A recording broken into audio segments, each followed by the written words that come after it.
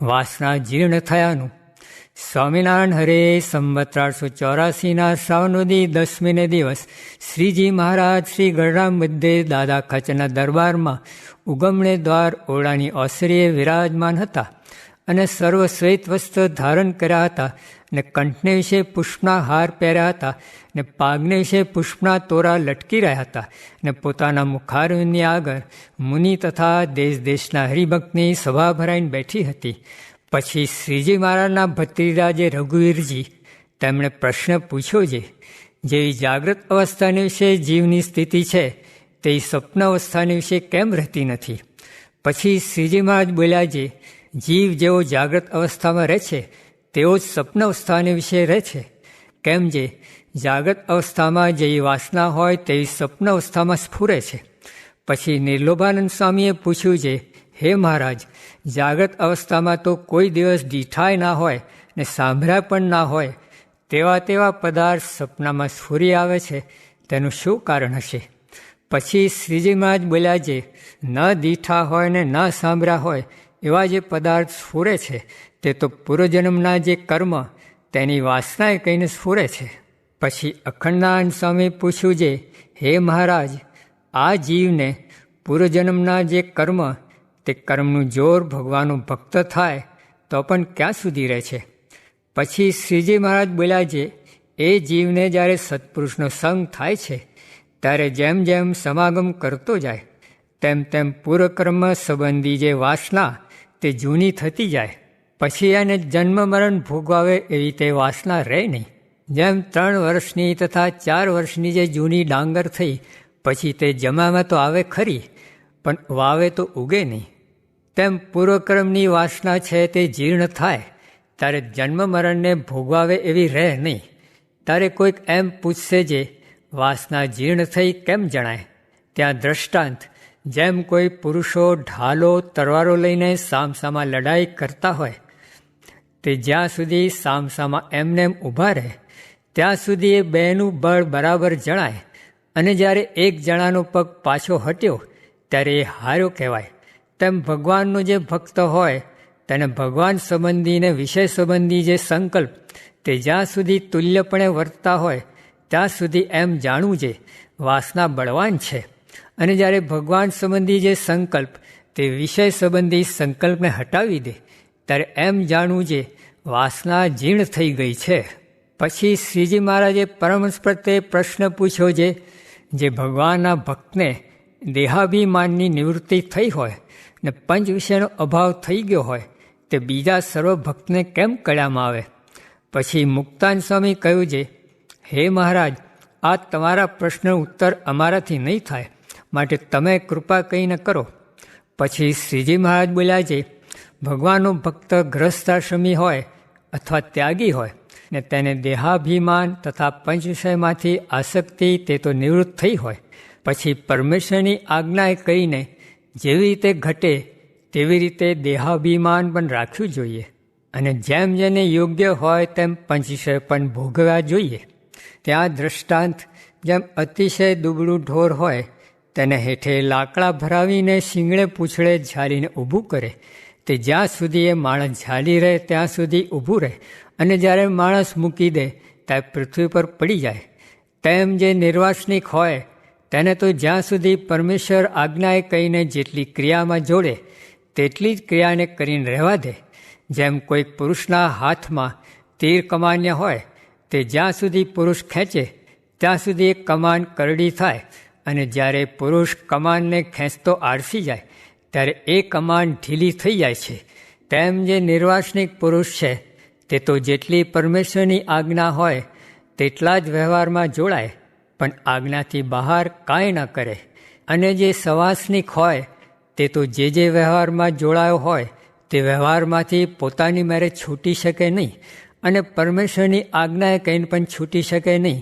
એવી રીતે નિર્વાસનિક પુરુષ અને સવાસનિક પુરુષના લક્ષણ છે. ઇતિ વચનામૃતમ. એવી રીતે ગઢડા અંત્ય પ્રકરણનું 18મું વચનામૃત જે તે થયું. પ્રહલાદજીએ નારાયણ સાથે ઘણા દિવસ યુદ્ધ કર્યું પણ ભગવાન જીતાણા નહીં. પછી ભગવાને પ્રહલાદને કહ્યું છે એ યુદ્ધે કરીને તો હું જીતાયો નથી, ને મને જીતવાનો ઉપાય તો એ છે જે જીભે કરીને મારું ભજન કરવું, મનમાં મારું ચિંતન કરવું, નેત્રમાં મારી મૂર્તિ રાખવી, એ પ્રકારે નિરંતર મારી સ્મૃતિ કરવી, એમ કહ્યું છે. પછી એવી રીતે પ્રહલાદે અભ્યાસ કર્યો ત્યારે ભગવાન 6 માસમાં વશ થઈ ગયા. માટે ભગવાનને રાજી કરવાને અર્થે આ ઉપાય સર્વોપરી છે તે શીખવો. સ્વામિનારાયણ સ્વામીએ વાત કરી જે 4 પ્રકારના સત્સંગી, તેમાં પ્રથમ સૌ કરતાં સરસ આત્મા ને પરમાત્માના જ્ઞાનવાળો, ને તે પછી બીજો ધ્યાન ને પ્રીતિવાળો. તેણે કરીને જોડાયો હોય તો તે પાર પડે, ને તે કેળે ત્રીજો આજ્ઞાવાળો, તે આજ્ઞામાં રહીને માંડ પૂરું કરે, તે પણ પાર પડે તો તે ઠીક છે. ને તે કેળે ચોથો તે કોઈક સાધુમાં એ જ થયું હોય, તેણે કરીને કોઈક રીતે નભે. એ રીતે 4 પ્રકારના ભક્તના રૂપ કયા. તે પછી હરિજને પ્રશ્ન પૂછ્યો જે 4 પ્રકારના ભક્તમાં પ્રથમ કયો જે જ્ઞાની, તેને કોઈ પ્રકારનું વિઘ્ન આવે કે ન આવે. પછી તેનો ઉત્તર કર્યો જે કોઈક ધક્કો મારે ને પછી પડી જાય ને પાછો ઊભો થાય છે, ને વળી જેમ ચોમાસામાં પડે છે ને ઊભો થાય છે, તેમ વિચારે કરીને દેશકાળને ટાળી નાખે, ને દેશકાળ તો આવે ખરો, એ ઉત્તર છે. સ્વામિનારાયણ સ્વામીએ વાત કરી જે સારા ભગવદી સાથે જીવ બાંધવો એ જ સત્સંગમાં રહ્યાનો હેતુ છે, પણ એકલી ભક્તિ સત્સંગમાં રહ્યાનો હેતુ નથી. ને જ્ઞાન વિના તો સર્વે કાચું છે. ને સારા ભગવદી સાથે જીવ બાંધ્યો હતો તો કરશનદાસને ને મહાવીર્યાનંદને સત્સંગમાં રાખ્યા, ને તે વિના તો રાધેશ્વરાનંદ ને હિરણ્ય ગર્ભાનંદ ગયા, ને અમીરે પણ ઘણી ભક્તિ કરી હતી તો પણ તે ગયા. એ વાતો વિસ્તારે કરીને કહી.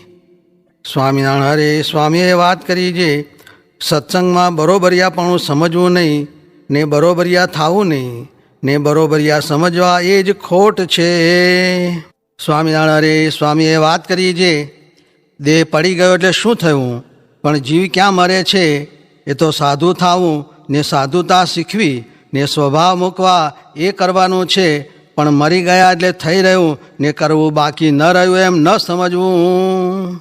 સ્વામિનારાયણ હરે સ્વામીએ વાત કરી જે મુમુક્ષુ જીવને જ્ઞાન પણ થાય ને હેત પણ થાય ખરું, પણ સત્સંગમાં કુસંગ છે તે એનું ભૂંડું કરી નાખે છે, માટે તે ઓળખવો. સ્વામિનારાયણ હરે સ્વામીએ વાત કરી જે સુરતથી મહારાજ ચાલ્યા, તે કીમ નદીમાં ઉતર્યા, ત્યાં ભારે ભારે સુખડા થાળ ભરીને બ્રહ્મચારીએ મૂક્યા. ત્યારે મહારાજ કહે આપણે ત્યાગી આવું ન ખવાય. પછી સાથવો મંગાવ્યો, તેમાં પણ સાકર ન નાખી ને મીઠું ને સાથવો જમ્યા. સ્વામિનારાયણ હરે સ્વામીએ વાત કરી જે મહારાજે તો પંપોળીને રાખે તેની પાસે રહેવું નહીં એમ કહ્યું છે. પછી સૂજે તેમ કરો. અમે તો આત્માનંદ સ્વામી બહુ ટોકતા તેની ભેળે રહ્યા, ને બ્રહ્માનંદ સ્વામી ભેળા રહેતા તે નીકળ્યા, ને તે કહ્યા વિના ખોટ જાય નહીં. ને જ્યાં સારી સારી રસોઈ મળે ત્યાં વારે વારે જાય. પણ કેવડાત્માનંદ સ્વામી તો જો કોઈ પાકી રસોઈનું કહે તો તેને કહેશે જે જુનેગઢથી સ્વામીનો કાગળ મગાવ્યો છે, તે આજ્ઞા આવશે ત્યારે લેશું, એમ બાના કાઢીને ચોખ્ખી ના કહેવી. ને દાળ રોટલા લેવા ને પછી 2 દિવસ રહીને ભાગી નીસરવું. પણ ગળ્યા, ચીકણા, ચોપડ્યા, વઘાર્યા, ધુઘાર્યા તે ખૂબ તળુસુઈને સૂતા. તેણે કરીને વધશે કામ અને ક્રોધ. ને આપણે તો ધર્મામૃત, નિષ્કામ શુદ્ધિ ને શિક્ષાપત્રી એ 3 ગ્રંથ પ્રમાણે રહેવું એમ મહારાજે કહ્યું છે. તે મહારાજની રુચિ પ્રમાણે રહેવું. બ્રહ્માનંદ રહેનો ભલો રૂખમે એમ કહ્યું છે. તે 3 ગ્રંથથી વધુ લુગડું કે પદાર્થ રહેશે કે ખવાશે તો બંધન થશે, ને એનો તો આગળ જવાબ લેવાશે. સ્વામિનારાયણ હરે સ્વામીએ વાત કરી જે મંદિરમાં બીજા માણસ ભલે હોય પણ એક માણસને ઉદ્વેગ કરે ને ધન સ્ત્રીનો પ્રસંગ રાખે, તેને તો ન જાય તો પણ કાઢી મૂકવો. અને મહારાજને એક રહેણીએ રહીને જે મરે તે બહુ ગમે, કેમ જે ભાવ ફરી જાય. માટે સાધુને વિશેથી ને ભગવાનને વિશેથી તે ભાવ ફરવા ન દેવો, મરને થોડું કરવું. સ્વામિનારાયણ હરે સ્વામીએ વાત કરી છે, આ પંચ વિષય રૂપી અઘાસુરે જીવને ગળી લીધા છે. મહારાજ કહે, જો બધાએ પ્રભુ ભજે તો બપોરે મોતૈયાનો વરસાદ વરસાવીએ. તે જે દી કહે તે દી ગોળના ખાંડના જે કહે તે વરસાવીએ, પણ જીવ માળા લઈ બેસી શકે નહીં.